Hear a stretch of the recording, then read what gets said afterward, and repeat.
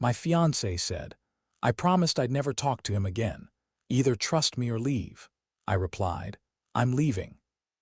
By dawn, I had canceled the caterer, boxed her dresses, and her sister was in my kitchen swearing Brooke only broke that promise because her ex was in trouble again.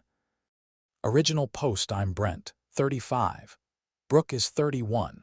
We were together a little over 3 years and engaged for 6 months. She had been living in my townhouse in Tampa for just under a year. Mortgage in my name, utilities in my name. Most of the furniture mine because I bought the place before I met her. I'm a senior accountant for a regional construction company. Brooke handled social media for a restaurant group. In the beginning, she was magnetic, funny, warm in public, quick to cry in private. I used to mistake that for depth. The first real problem in our relationship had a name: Tyler. Tyler was her ex from before me. According to Brooke, he was the disaster she barely escaped. Drunk calls, money problems, endless apologies, then another crisis. I never pushed for details because I thought respect meant not digging through old damage. But Tyler kept circling back. Last summer, I found Brooke crying over her phone while Tyler sent message after message about how nobody understood him, and she was the only person who ever cared. I asked one clear question. Do you want him in your life at all? She said no immediately. Then she promised me something I didn't even ask for. I promise I'm done with him. No calls, no texts, no meeting up, no helping him, nothing. I'm never doing this to us again. I believed her. For a while, things got quiet. We got engaged in October. Put down a $1,600 venue deposit for a place in St. Pete. Started a wedding account for the florist, photographer, and caterer. By spring, we had a little over $7,400 sitting there. It felt ordinary in a good way. Then small things stopped adding up. Brooke started taking her phone everywhere again. She flipped it face down at dinner. She said Tyler had popped up online somewhere and it annoyed her, but the way she said it sounded rehearsed. I didn't snoop. I didn't accuse. I just watched. The night it ended was a Thursday in April. We were supposed to finalize our caterer menu the next morning. I was in the downstairs office finishing reports when Brooke came in asking if I'd seen the blue venue folder. I said it was probably in the kitchen drawer. She went downstairs. A minute later, her phone lit up on the desk next to me. I wasn't reaching for it. It was face up and buzzing hard enough to slide across the wood. The preview showed one line. Thanks for today. I meant what I said. I'd still choose you, from Tyler. I just stared at the screen. Brooke came back up, saw my face, saw the phone, and froze. I said, how long? She didn't answer, so I asked again. How long have you been talking to him? She exhaled like I was being difficult. A few weeks. A few weeks turned into 6. First it was checking on him, then coffee because he was falling apart, then lunch because he lost his job. Then she admitted she had given him money, not from her personal account, from our wedding account. $1,800. I laughed once, not because it was funny, because sometimes your brain rejects the shape of betrayal before it can process it. I said, you stole from our wedding fund to help the guy you promised you were done with. She said, I was going to put it back. I asked when. She said, before you noticed. That line did more damage than the money. Then came the justifications. Tyler was in a dark place. Tyler had nobody. Tyler needed one person to believe in him. Every sentence was another excuse dressed up like compassion. I asked, did you meet him today? Yes. Alone. Yes. Did you lie every time you said traffic or work kept you late? She said, I didn't lie, I just didn't tell you everything. Then the mask slipped. She crossed her arms and said, I promised I'd never talk to him again. Either trust me or leave. I remember how calm I got. I said, I'm leaving. She thought I was bluffing. I stood up and said, the wedding is over. You can move out by Saturday. Then came the scramble. Brent, stop. Nothing happened. You're making this bigger than it is. I said, you lied for 6 weeks and took $1,800 from our future. I don't need more explanation. I need you gone. She followed me from room to room while I pulled garment boxes from the hall closet and started folding her things. Then came the rotation. Anger, tears, accusations, back to tears. So that's it. 3 years gone because I tried to help someone. I said no. 3 years ended because your promise meant nothing the second it cost you something. Around 10, she left for her friend Megan's apartment. Before she walked out, she said, "If you do this, don't expect me to save you when you regret it." I said, "Brooke, I won't." The second her taillights disappeared, I moved. I canceled the caterer meeting, emailed the venue, froze the florist payment, ordered new garage remotes, changed the front door code. I was still going to lose the $1,600 venue deposit and a $450 design retainer, but that felt cheaper than marrying someone who said trust me or leave after breaking the exact promise that kept me in the relationship. I also moved the remaining wedding funds into a holding account that required both signatures to release.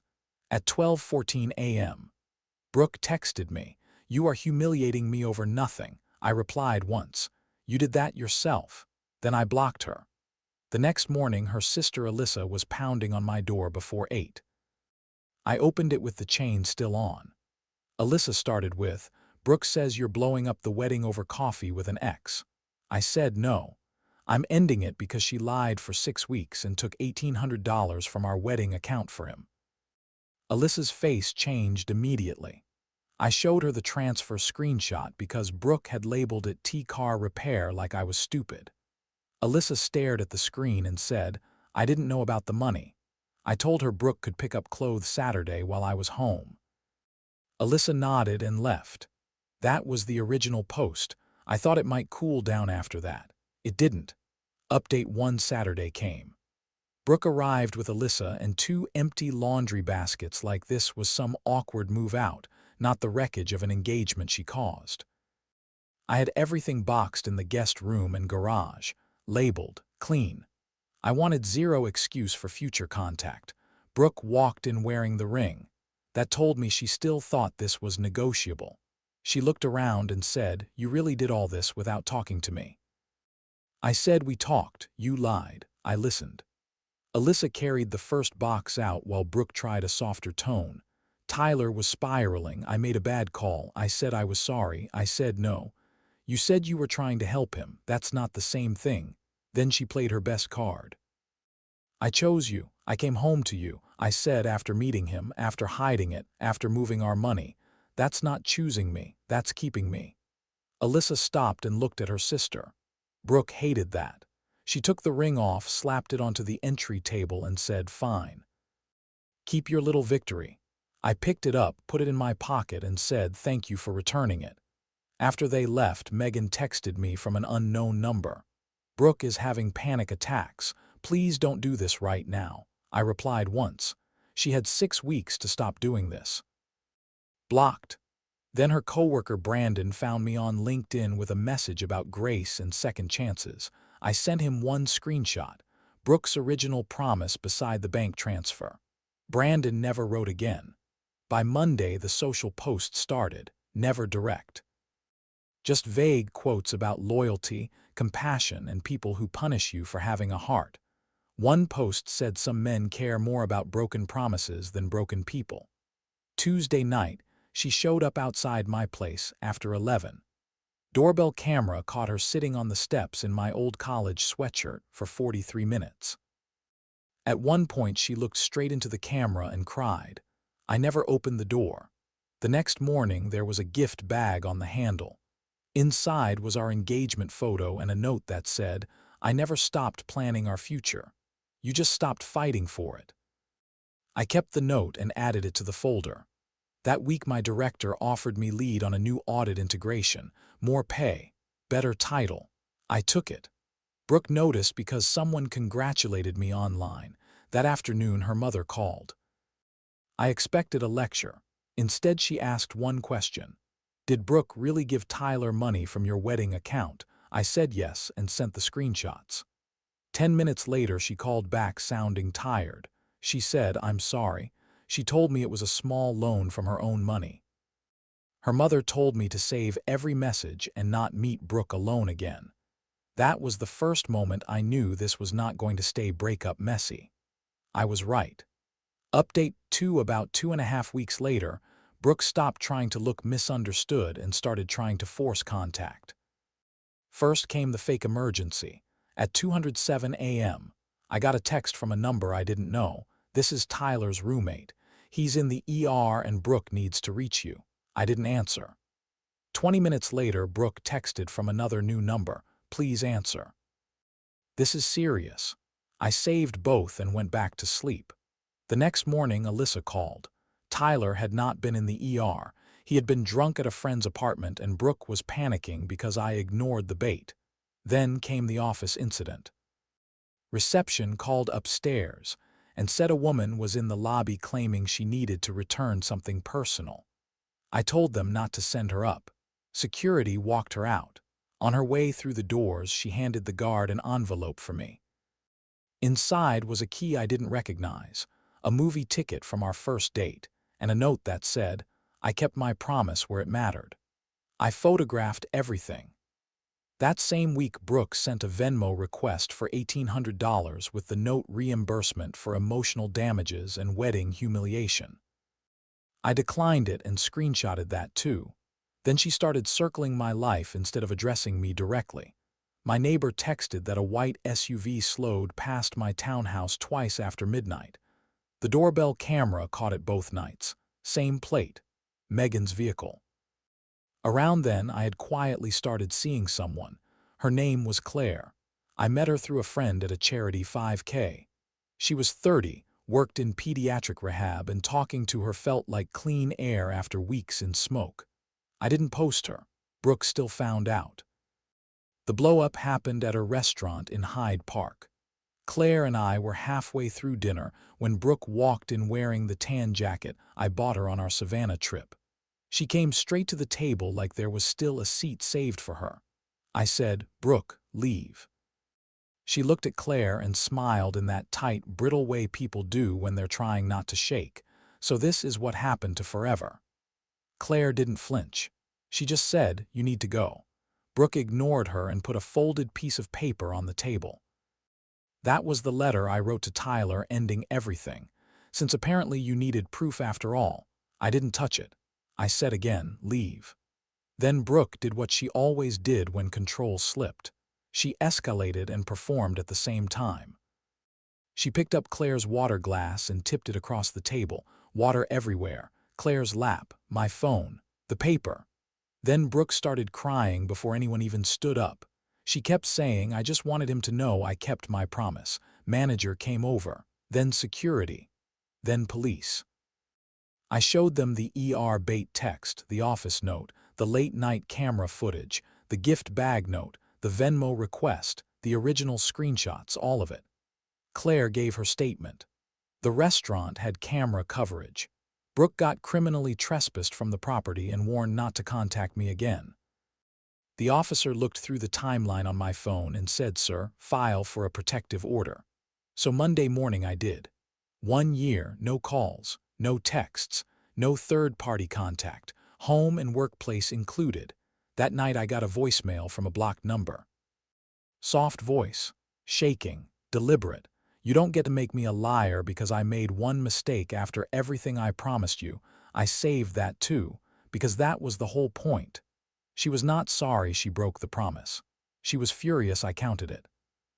A week after I filed, Brooke emailed my personal account with the subject line "closure and accounting." Inside was a spreadsheet listing what she claimed she deserved back from the relationship. Half the venue deposit, gas money from trips, money for furniture she never bought. She also attached a letter explaining that Tyler manipulated her, but my refusal to forgive her was the real cruelty because I knew she had abandonment issues. I forwarded the whole thing to my attorney and never answered.